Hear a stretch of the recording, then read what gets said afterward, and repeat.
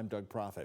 Is a convicted felon eligible to hold office? Well, that's the question facing the Clark County, Indiana Board of Elections tonight. Lena Gephardt and photojournalist Aspen Hester are hearing from the candidate front and center tonight.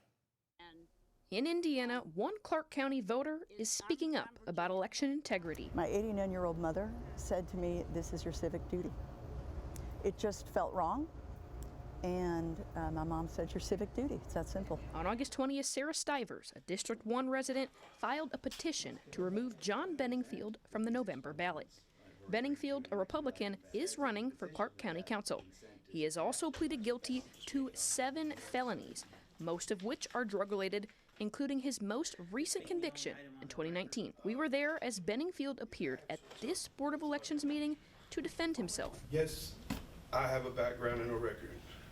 But this, I promise you, from 2019 to today, I've done nothing but give back to this community. Benningfield will face Democrat Tia Williams Hampton in November unless he's removed from the ballot by Clark County Board of Elections. Attorney Mickey Weber is representing Stivers. There was a vacancy on the ballot following the primary election. The Republican Party exercised its authority and right to designate the county chair to nominate someone to fill that vacancy. Mr. Benningfield was nominated, filed the appropriate paperwork, was placed on the ballot.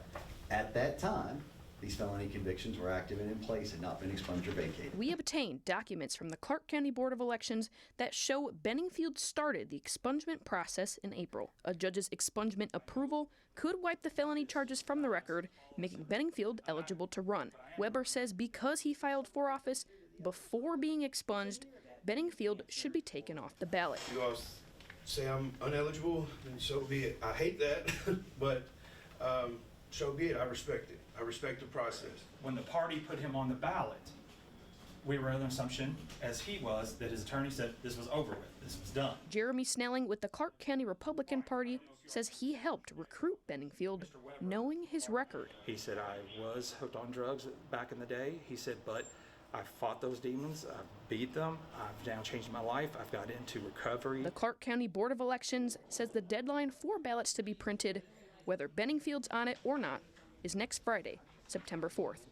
Lena Gephardt, WHAS 1119, on your side. Clark County GOP Chair Fanny Broxson certifies candidates. When asked about Benningfield's certification, she had no comment. The decision on whether or not Benningfield will stay on that ballot for November could be decided by next week.